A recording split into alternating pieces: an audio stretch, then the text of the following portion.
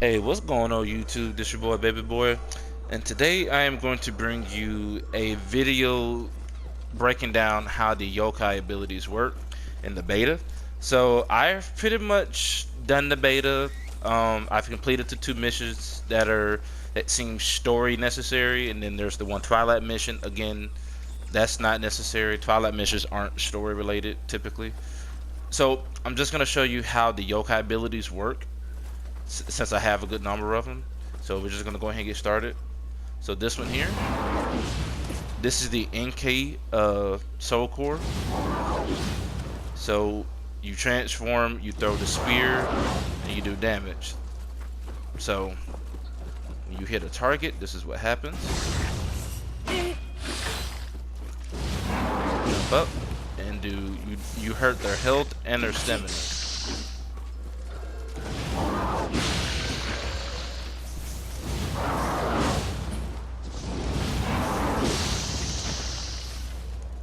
Alright, so that breaks that one down. So now we're going to demonstrate the Kamatachi core. That's what it does. It's very effective. I like it.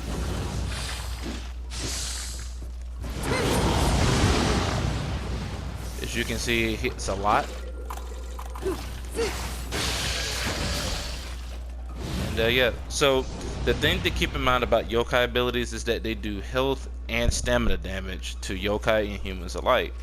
So I'm here in the training grounds, by the way, if you're wondering where I am. This is the training grounds.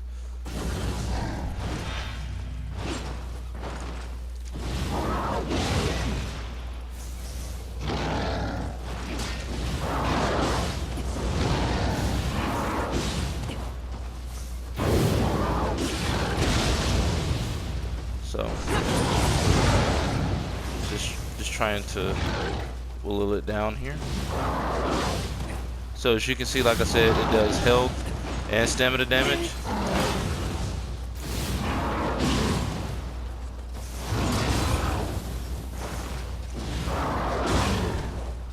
Alright, so that's essentially how those two cores work. Now let me switch to another spirit. I have some preloaded cores on some spirits right now. Since in the training ground you can't change your cores, so we're just gonna change here. We're gonna change the Mikami, the brute one. So these are what these do. So the interesting thing about this one, I've taken some notes on this one. So this is the water soul. It can stay on the ground so long as your yokai meter holds up. So for example, transform. You see how it drains? So I'm in the training ground, so it's gonna infinitely refill itself. So long as your meter stays full, you can use this, right? So that's how that works. You only surface when you stop moving. So I find this a bit annoying, because you may want to hit an enemy right when you see an opening, but you forget to let go of the left thumbstick. So that will take some practice and getting used to. You are invulnerable when you are on the ground. So let me show you. So as you can see, you can dance around the yokai here without worrying about having to get hit, and then you can come up and do that. So another interesting thing about this, so let me take some damage here. Alright, so when you use the water soul, when you use it and you make contact, you heal. You heal just a little bit of damage, not too much. So yeah, that's essentially how that works. Let me shoot a different enemy, show you a bit clearly.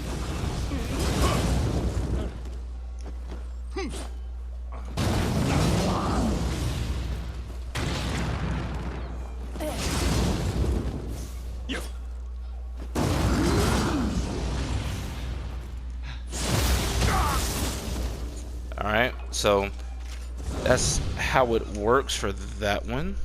Alright, so Let's see. What else?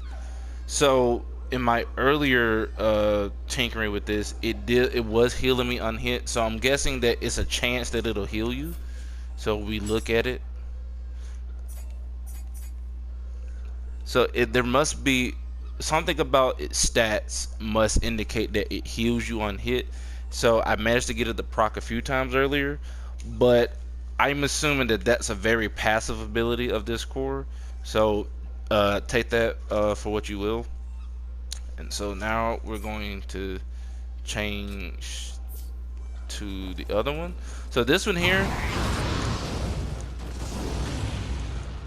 this is the Metsume Yazura soul. It has different breath types depending on which ones you encounter in the game. In the beta, I saw an ice one and a fire one. I have the fire version equipped here. It's best when you're surrounded. So if you are surrounded by 2 or 3 of these, just use it, and it'll keep them off of you. However, it does not move. So I'm going to use it. I'm going to try moving. So you essentially cast it where you are. So if you are not in a good spot, you can still take damage. As you can see, he hit me when I was still in the form.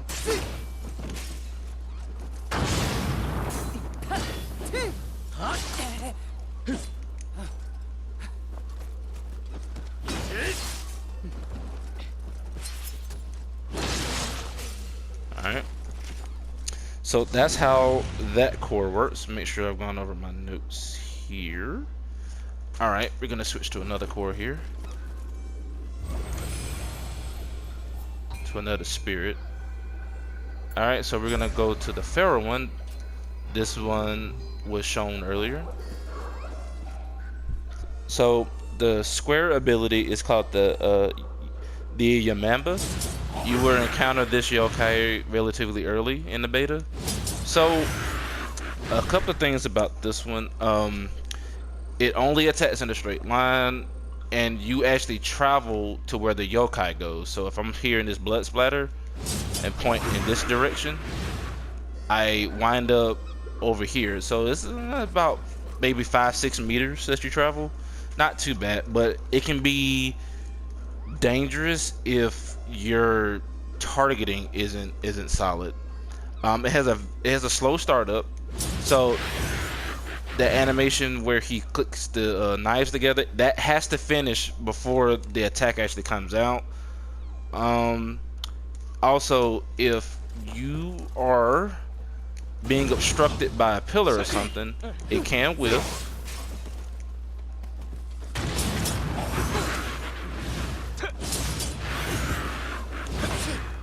So yeah. So as you can see, the ninja managed to dodge it. So once the attack actually goes through, it follows that straight line. It doesn't really home in like some of the other yokai abilities.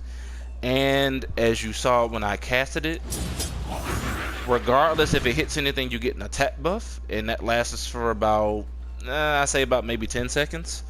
Now I don't know if that is consistent with all Yamamba cores, but it is consistent with the one that I have, so you can take that with a grain of salt. Please do. Alright, so we're going to switch to this one, to Makami. So this soul here, I've already shown this one, my apologies. Okay, so here we go. This is the one I meant to choose. Alright, here we go. Alright, so these cores are a bit more interesting. You'll discover these later on in the beta. So this ability allows you to cast 4 fire orbs, and they go in a general direction.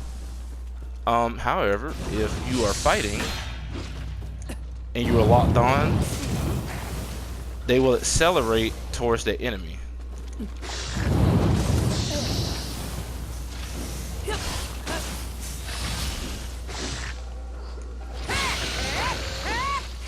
And they will set your enemies on fire. So, quick disclaimer: if your yokai ability has a fire or just any kind of element attached to it, it will work like it traditionally does in Nioh. So, for example, I managed to set that skeleton on fire. So, if it's water, you will get them with a water debuff, earth, etc., etc. So that's how that works.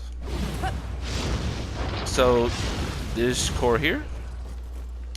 This let's see. Let me see. Did I write this one down? Let's have a see here. Okay, so this is the Yatatsu no Kami. It hits twice, or 2 or 3 times. It depends on how weak your target is. So it seems to chase down enemies. So you saw how the ninja was about to sprint toward the right and it came back and got him. So this yokai ability is useful for attacking any kind of enemy that likes to run around a lot. It's very, very useful because while it hits them, it it staggers them a little bit, and you can run in and finish them off. So yeah, that's what that does. So this one is called the Karoka Soul. Let's see. So if you've noticed that when you hit an enemy, you get small Amrita drops, right? For example. See how I hit them and you get those Amrita drops? So, let me show you something. Let me use my ability. Let me sheath it. So now it's on cooldown. So, when you make contact with your yokai ability, you see how it feeds your spirit meter?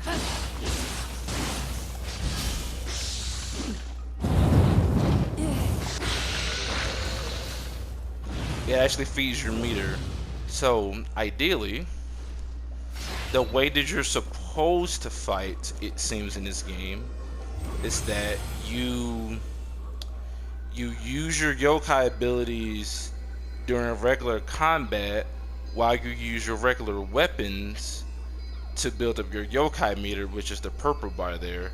So then once you make contact with your yokai abilities and do damage, it feeds your spirit meter.